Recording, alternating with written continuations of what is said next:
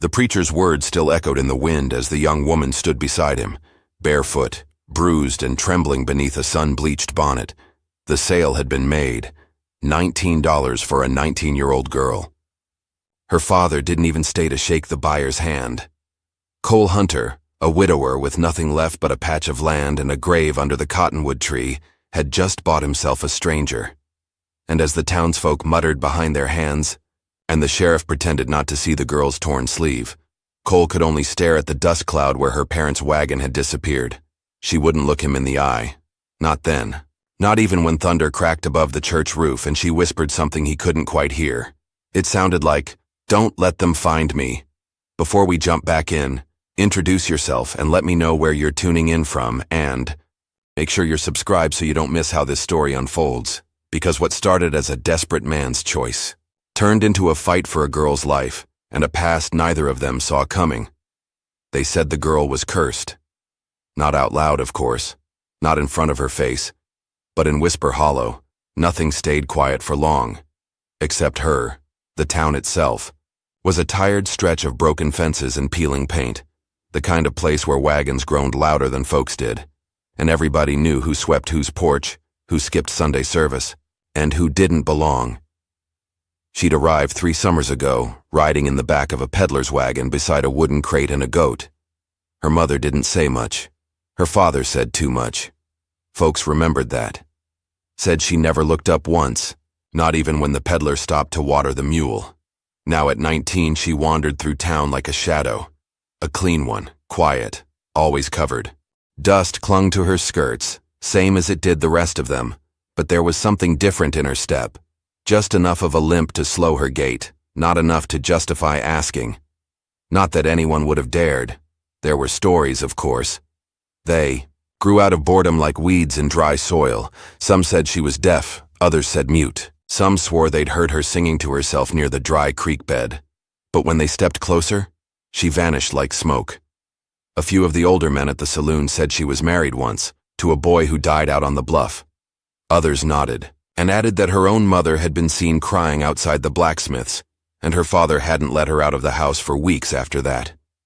Still, she came into town once a week. Always alone, always near closing time, just before the sun slid behind the canyon and the boardwalks emptied. She'd pick up flour, thread, maybe a pouch of tea if they hadn't run out again. She paid in exact coins, never spoke unless forced. And she never met anyone's eyes, especially not the men's.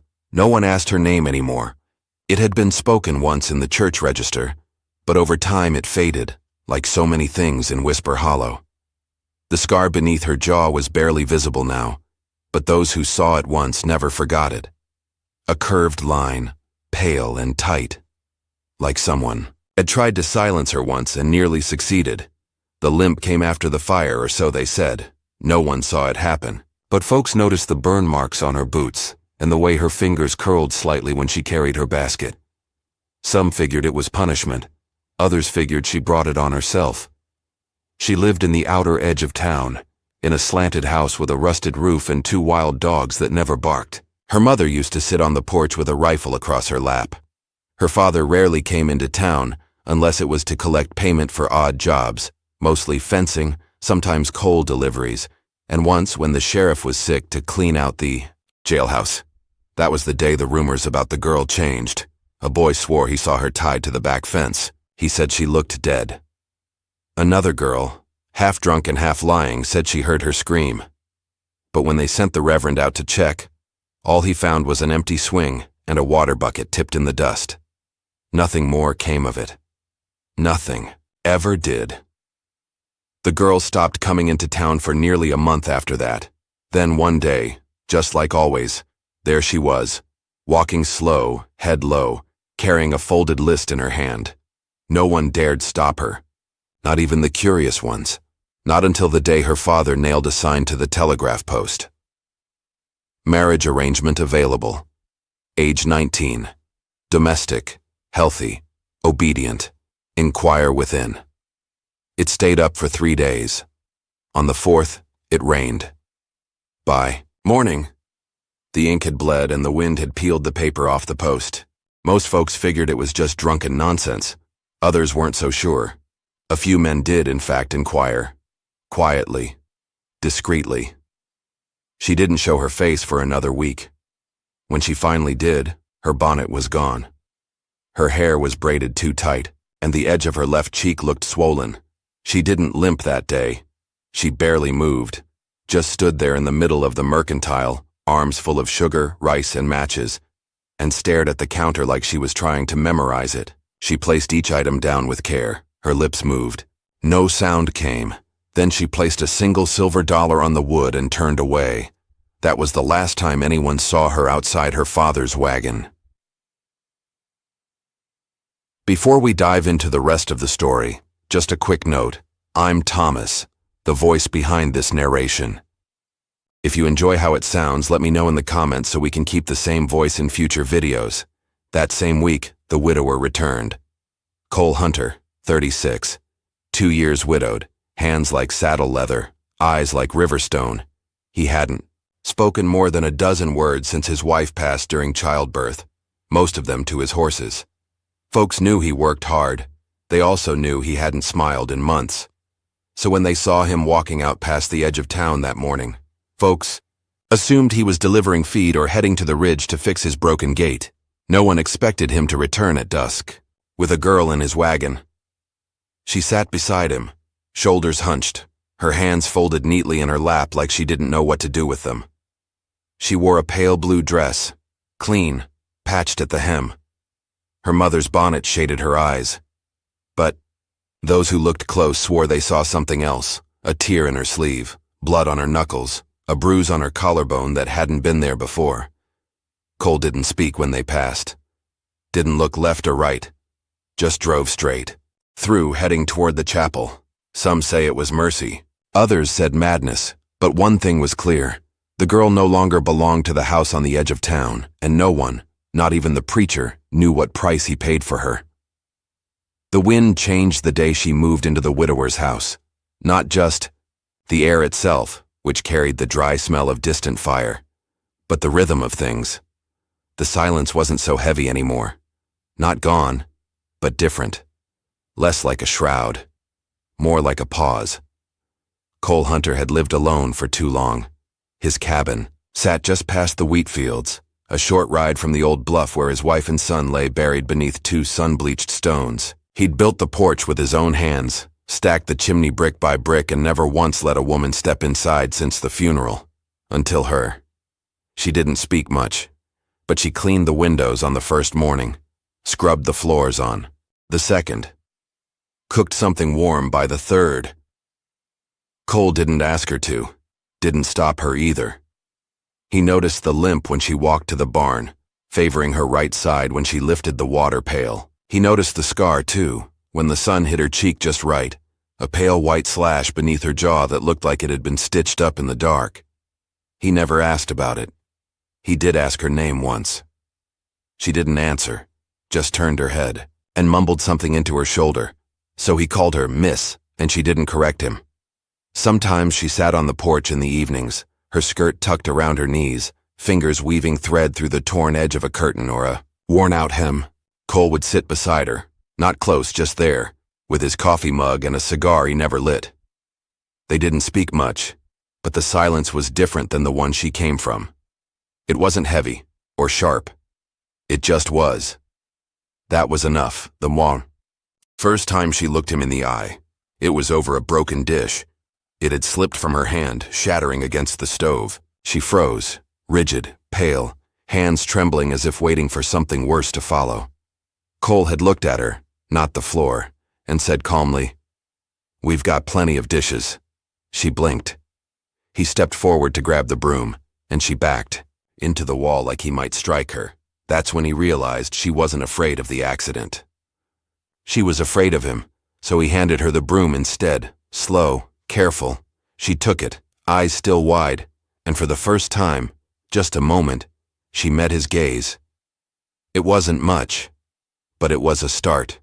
The town, however, didn't think much of starts. The gossips twisted themselves in knots over it. Widow Cole, buying himself a girl whose father practically sold her on the street. They spoke in low tones over sewing circles and behind church pews. The sheriff stopped by once, uninvited, just to check on things. Cole offered him coffee in silence. The girl stayed out back. After that, the visit stopped. But the whispers didn't. And still, the girl stayed. It was 3 weeks before they had their first real conversation. He was fixing the fence. She brought him water in a tin cup, her hands red from washing. She watched him hammer for a long while, then said softly, "That post's not straight." Cole paused, looked up. "No," he agreed. "You're right." She blinked, surprised he hadn't snapped at her. Then she pointed. "You need to shift the anchor. It leans left." He smiled, just slightly. "Come show me." She hesitated, then stepped forward, bare feet on cracked earth, and for the first time since she arrived, she smiled back. It wasn't much, but it wasn't nothing. That night, she sat beside him on the porch without sewing. The stars came out early, bright against the black sky. Crickets chirped. The dogs lay curled beneath the steps, breathing slow and even. And in the quiet, she whispered, "My name's Lottie." He looked at her, nodded once. "Mine's Cole." She gave a small laugh, the kind that sounded like she hadn't used it in a long time. "I know," she said. They sat that way for a while, the quiet stretched between them like a thread. Then she asked, "Why'd you come?" He didn't answer right away. Just stared out at the horizon, where the wheat field moved like ocean water in the wind. "Didn't feel right," he said. Her father, that sign. The way folks looked at her. I knew that look. Lottie turned to him. "From your wife?" He nodded. "She died screaming, and no one came to help." Lottie didn't respond. She just reached down and rested her hand near his, not touching, just close enough that he could feel the warmth of it. Sometimes, silence said more. The next morning, danger arrived. It came in the form of a man named Burt Kincaid, a drifter, with a bad eye and worse intentions. He'd ridden into town on a black horse, drunk and loud, asking about a girl with a scar and a father who owed him coin. Said she belonged to him now. The sheriff told him to move along, but Kincaid just grinned and said he'd waited 2 days, camped near the river, smoking and sharpening a knife by firelight. Lottie heard about it from the storekeeper's son, who ran all the way to Cole's property after school. She didn't cry, didn't speak. She just stood on the porch that evening, staring out at the road like it might rise up and swallow her whole. Cole came out and handed her a rifle. "Just in case," he said. She took it with shaking hands, but she took it. The days passed slower after that. Cole worked with one eye on the horizon. Lottie stayed close to the house, the dogs more alert, the air heavier. Kincaid didn't leave. He didn't come either. Just waited. Then, one night, as the wind picked up and the lanterns swayed on their hooks, Lottie finally broke the silence. "He wasn't just a friend of my father's," she said, standing in the doorway. "He was the one they promised me to." Cole didn't move. They said I'd been too much trouble, too wild, that he'd teach me how to behave. Cole clenched his jaw. "Did he?" She shook her head. "Almost." She looked out into the dark. "I burned his hand with the kettle. My father beat me for that, but my mother, she helped me hide. She made me run." Cole stepped closer. "You're not going back." Lottie turned to him, her eyes glassy. "I don't want to run anymore." "You won't." And in that moment, with the wind howling and the boards creaking beneath their feet, something shifted between them. Something real and quiet and solid. Not love. Not yet. But something like it. Something worth protecting. They warned her he'd come. Burt Kincaid wasn't a man to wait long without making someone bleed. And after a week of lying low in his tent outside town, he finally made his move, only it wasn't loud, or violent, or even direct. It was legal. He showed up with a paper, a crude handwritten contract, witnessed by no one reputable but sealed with her father's name. "Transfer of guardianship," he said, grinning from beneath his crooked hat. "Girl was promised. I got claim. He shoved it under the sheriff's nose, standing in the middle of town with a snake oil salesman's swagger and a belt full of polished bullets. He didn't even glance at Lottie, who was crouched behind a rain barrel, breath caught like a knife in her chest. She didn't need to read the paper. She recognized the handwriting. Her father had given her away. Again. The sheriff didn't want trouble. He said it wasn't binding, said Cole had married her fair and quiet, that the preacher signed the book himself. But Burke didn't leave. He followed her home the next day, shouting from the road. He left a noose hanging from the fence post that night, tied loose and swinging in the wind. Lottie didn't sleep, and in the morning she was gone. She didn't leave a note, just her apron on the kitchen hook and a broken jar of preserves on the back steps. Glass scattered like teeth in the dirt. One of the dogs followed her halfway through the field before turning back, whimpering. Cole found the boot prints near the south trail. She had run. The sky dropped snow early that year. Flakes clung to the prairie grass like ash. The cold bit hard, dry and fast. Cole saddled his horse without speaking. He didn't tell the sheriff, didn't ask the preacher. He just rode and found her. 3 miles out, huddled beneath a rock overhang, knees drawn to her chest, face hidden in her arms. Her boots were soaked, her fingers blue. The thin shawl around her shoulders hung limp and useless. She didn't look up when he approached, didn't move when he dismounted. He knelt beside her in the snow, the wind moaning low through the canyon. "I'm not here to take you back," he said softly. Still, she didn't move. He didn't touch her, didn't ask questions, just sat beside her, his coat pulled around them both, his body blocking the worst of the wind. They sat like that until her shivering slowed, until she whispered, "He'll never stop." "I know. I thought if I stayed quiet, they'd forget. Or if I behaved," she broke off, her voice cracking. "I was a debt," she choked. "To my father, to that man, even my mother. She told me to run, but she didn't come with me. I don't even know if she's alive." Cole's jaw tensed. "You're not a debt," he said, "and you're not alone." Silence again. Long. Fragile. Then Lottie turned her face just enough that he could see her eyes. Wide. Hollow. "Why are you here?" "Because you didn't deserve any of it," he said. "And I'm tired of seeing good people left to rot." He didn't carry her back. She stood, stiff and sore, and walked beside him step by slow step. He gave her the scarf from his neck. She wrapped it with shaking hands. When they reached the horse, he helped her up gently, like she might break in two. The ride back was quiet, but she leaned against his chest. Just a little. Just enough. Back home she bathed. Warm water, soap that smelled like pine, and a clean dress from Cole's late wife's trunk. She wore it with a strange mix of reverence and grief. She didn't cry. Not until he set down a bowl of soup, slid a warm biscuit beside it, and said simply, "You don't have to talk. Just eat." That's when the tears came. Silent. Slow. He didn't move. Just sat with her, hands folded. Letting her be. Letting her fall apart without falling away. The townsfolk whispered, "Of course." Said the girl was unstable, that the widower had gotten in over his head, that maybe she had done something wrong. After all, she was always so quiet. But this time, the sheriff kept his mouth shut, and a few women, older ones, who'd seen things and survived worse, started bringing pies. Mending thread. One even brought her a little book of hymns and said, "No rush to come back to church, but you're welcome when you're ready." Lottie nodded, eyes lowered. But she kept the book.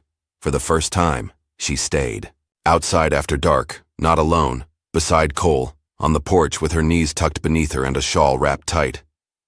She didn't sew. She just sat, quiet, breathing. He whittled something in his lap.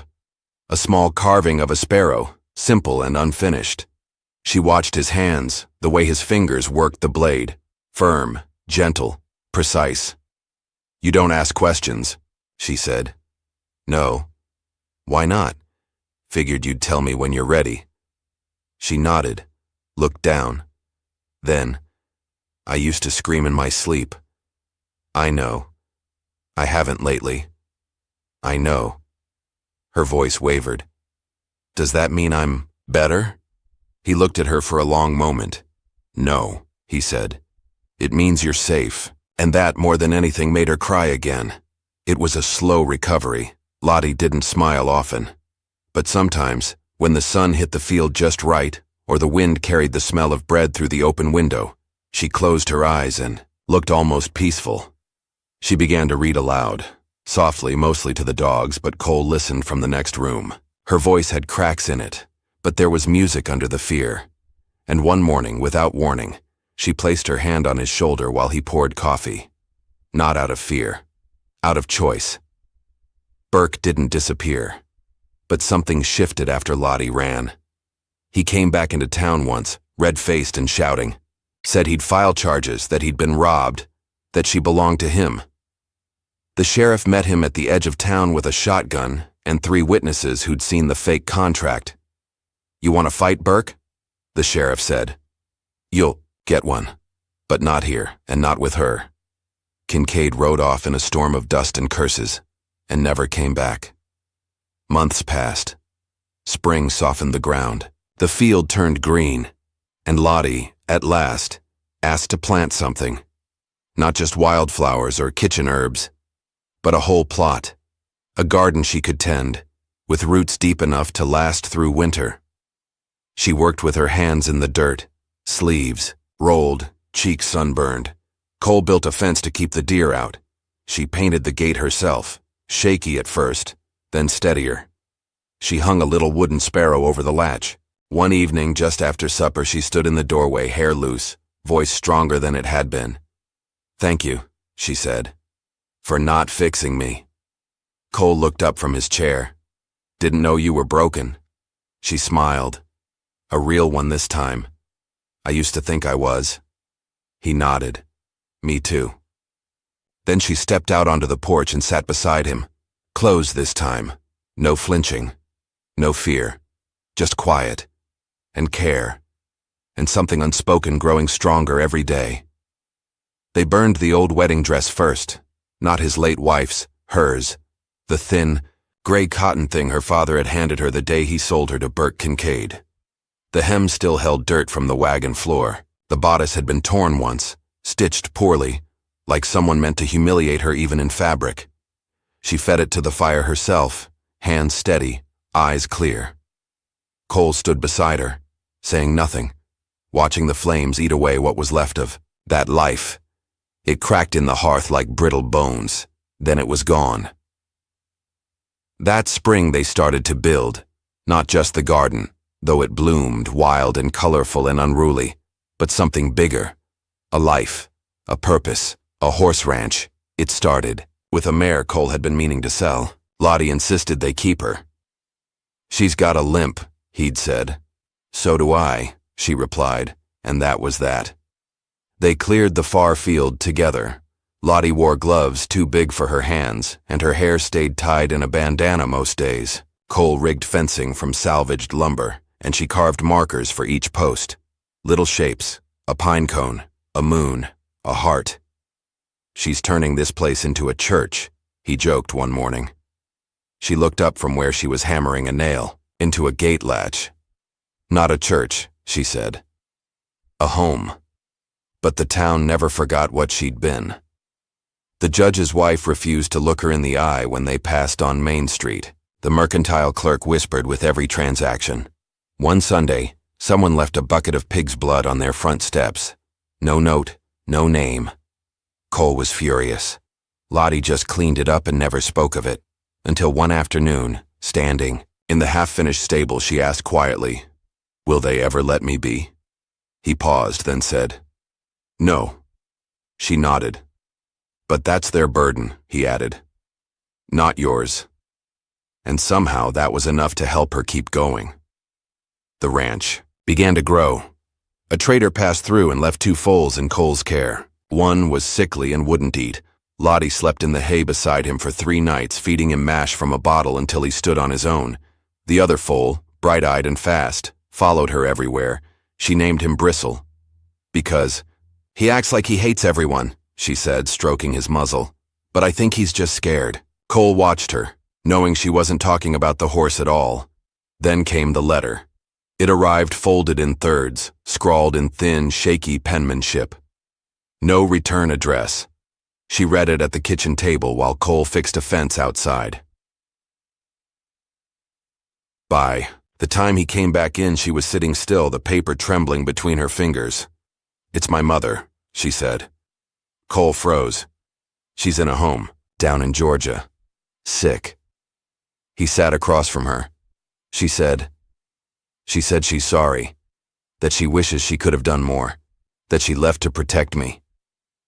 Lottie folded the letter, slow. "She wants me to come."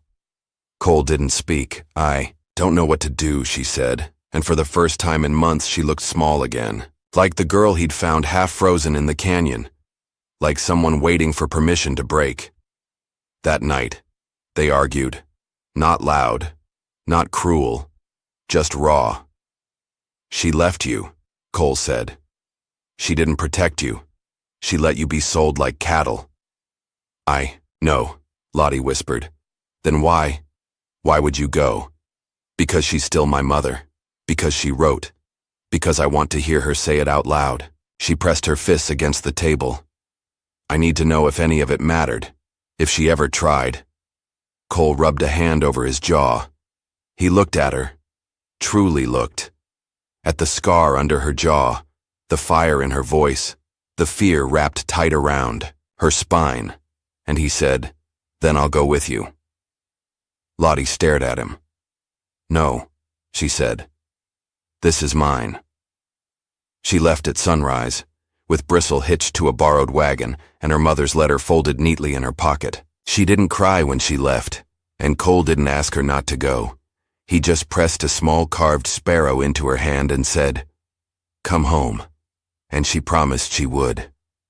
The journey took 4 days. The weather held. The wagon didn't break. But by the time she reached the outskirts of the Georgia town, Lottie felt hollowed out. The home was small, clean. Whitewashed walls and wide porches that smelled of lemon balm and something sterile. Her mother lay in a cot near the back, gray, thin, eyes heavy-lidded with something that looked like guilt. "Lottie," she rasped. "Hello, Mama." The silence that followed was years long. They talked, or tried to. Her mother spoke in starts and stops, like someone drowning. She apologized, stammered, wept, reached for Lottie's hand. "I tried to save you," she whispered, "but I was weak." Lottie nodded. "You were. I thought if I disappeared he'd stop hurting you. He didn't." Her mother looked away. Lottie stood there for a long time, fingers clenched, until finally she said, "I forgive you." And the moment she said it, she meant it. But she also knew she couldn't stay. She returned 6 days later, thinner, quieter. The moment she stepped onto the porch, Cole stood. He didn't ask questions. He just said, "Hungry?" She nodded. He handed her a biscuit and a bowl of stew, and she cried into the first spoonful. They didn't speak of Georgia again, not because it hurt, but because she didn't need to anymore. She kept the letter. But she never reread it. She burned her mother's old scarf in the same fire where she'd burned the dress. Then she turned to Cole and said, "I want to build something permanent." That summer, they rebuilt the cabin, together. Expanded the walls, reinforced the roof. She picked out paint for the shutters, soft yellow. He carved a new porch swing. They built a proper barn, a round pen for the horses, even a guest room. "We don't know anyone who'd visit," he joked. "We might," she said. He looked at her. She looked back, and the fire between them, slow and old and steady, finally flickered to life. They didn't kiss until the first frost. Not because they hadn't wanted to, but because some fires need time to catch. It happened beneath the stars, wrapped in wool blankets on the porch swing. She leaned close to whisper something, then stopped. He turned his head, and there it was. Quiet, warm, real. When they pulled apart, she rested her head against his shoulder and whispered, "I've never felt safe like this before." And he whispered, back, "Then let's keep it, but peace is never final, not in the West." And one morning Lottie found an envelope tucked into the fence post. No return, no name, just a single line in a familiar hand. "You still owe me. Burke, some debts. Don't die and some past come back burning. They say the West remembers everything, every scar, every whisper, every deal made in shadow." And when Lottie stepped onto Main Street that morning, holding the envelope from Burke Kincaid, the town remembered who she was, and it waited to see who she'd become. The saloon doors banged open just past noon. Burke stood in the center of the dusty street, older, heavier, but with the same cocked grin and eyes like coin slots. He held nothing in his hands, but the threat clung to him like smoke. Cole came out of the general store, saw him, and stilled. Burke tipped his hat. "Didn't think you'd still. Be here, girl," he called, loud enough for all to hear. "Thought you'd crawl off like your mother." Lottie stepped between them. Cole moved to stop her, but she raised a hand. She wasn't shaking. Not anymore. Burke pulled a crumpled paper from his pocket. "Your daddy owed me. Still does. And when he gave you to me, that made it clean. I don't much care if you burned the dress or kissed the rancher. A debt's a debt," he smirked. "Unless you'd like to settle it other ways." Gasps flickered from the townsfolk. A few windows shut. A few men stepped back, but Cole stepped forward and raised his voice for the first time. "She owes you nothing. Not her name, not her life, not one breath." Burke turned to him, hand drifting toward his coat. "Easy now. No need for a mess." But Cole didn't flinch. He reached into his own coat, not for a gun, but for a folded deed. "This ranch is in her name now. Not mine, not yours. Hers." He turned, looking not at Burke, but at the townsfolk. "Let it be known," he said, "that I choose her, in daylight, in front of every eye that ever turned away." He looked at Lottie, "Not because she needs me, but because I need her." No one spoke, not the preacher, not the shopkeeper, not the judge's wife, who stood at her parlor window with trembling hands, and in that silence something cracked, not in Lottie, not in Cole, but in the town itself. Burke scoffed. He looked around, saw no one backing him, and spat. Then he turned and left. That night, it snowed for the first time in weeks. Lottie stood outside the barn, watching the flakes settle on Bristle's mane. Cole joined her, arms crossed, quiet. "You meant what you said?" she asked. He nodded. "I'll stand beside you," he said. "In town or in exile, wherever you go." Lottie looked at the ranch, the fence lines, the growing barn, the half-painted shutters, and then back at him. "I don't want to go," she whispered. He smiled. Small. "Then stay." They married under the stars. No minister, no crowd, just them, a ring carved from birchwood, and vows whispered over firelight. She wore a dress she'd sewn herself, rough linen, soft and plain. Her hair was unbound, her smile was steady, and, when he said, "I do," he looked at her like she'd hung the moon. They didn't need witnesses. The land remembered. The town softened after that. People started nodding when they passed. The blacksmith left sugar cubes for Bristle. Even the judge's wife sent a jar of pickled peaches. No one apologized, but they no longer looked away, and that was enough. Years passed. The garden grew wild. The ranch doubled. Foals were born under thunder and moonlight. Lottie carved wooden toys and kept them in a box. Until the day she didn't. They named their daughter Mary Bell, after Cole's mother, who had died too young to see what her son would become.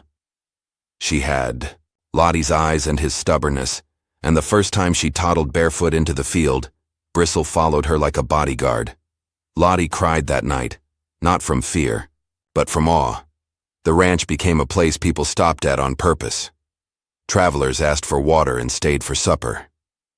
A widow with 3 sons came to board. A young runaway found work and rest and stayed for years.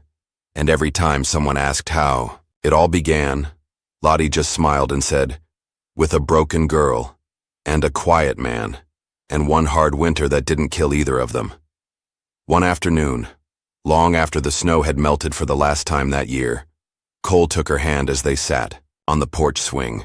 Bristle grazed in the distance. Maribel chased grasshoppers. The sky burned soft orange. I still remember, he said, the day I saw you at the auction.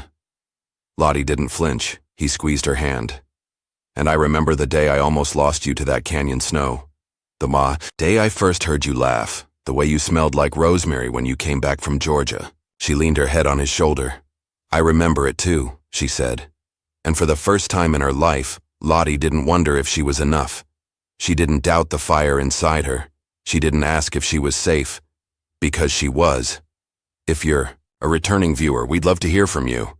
Just type yes in the comments so we can get a sense of how many of you keep coming back. Your support truly means the world to us.